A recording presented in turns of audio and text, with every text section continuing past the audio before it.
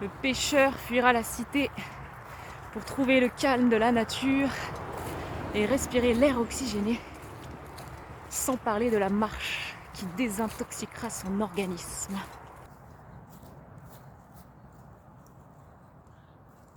Aujourd'hui, je commence à prospecter au chatterbait.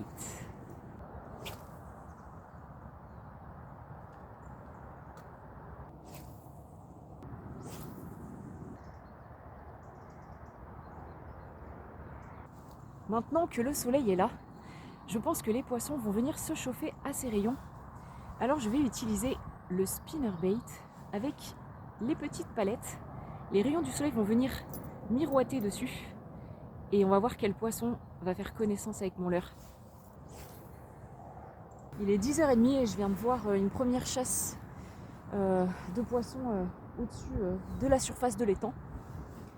Donc j'ai changé de leurre et j'ai opté pour le robber jig car il a une petite jupe ici, donc c'est un montage texan et j'ai rajouté une petite virgule dessus et je pense que ce leurre il est irrésistible, j'ai vu, il nage très bien, donc j'espère que ça va marcher.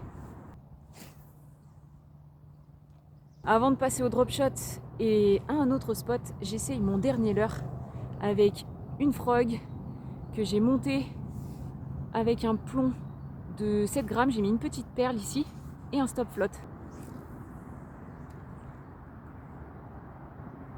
J'ai changé de spot et je vais voir si derrière moi, comme vous pouvez voir dans ces herbiers, je vais voir s'il n'y a pas un petit brochet qui somnole ou qui est à l'affût avec mon montage drop shot et le bomb slide. J'avais dit dans la dernière vidéo un glide, mais en fait c'est un bomb slide. Petite erreur de langage.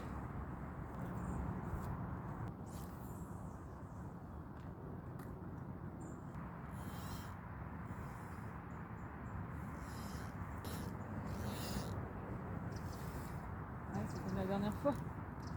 Alors quand on s'accroche, on pose la canne, on prend le fil.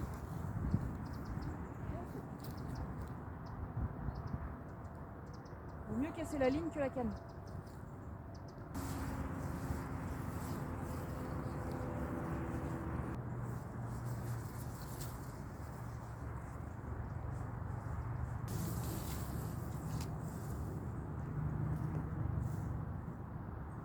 Ben voilà. J'ai récupéré mon montage.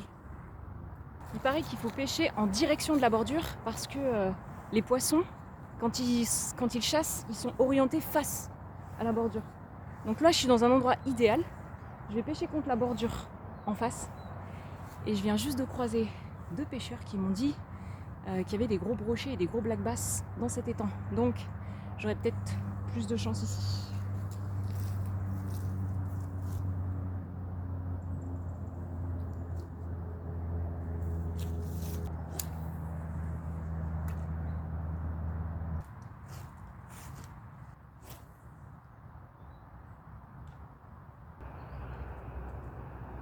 La grenouille, elle a fini dans l'arbre.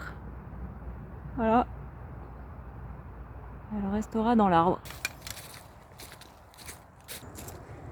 Bon, ben, décidément, il me manque encore un petit quelque chose.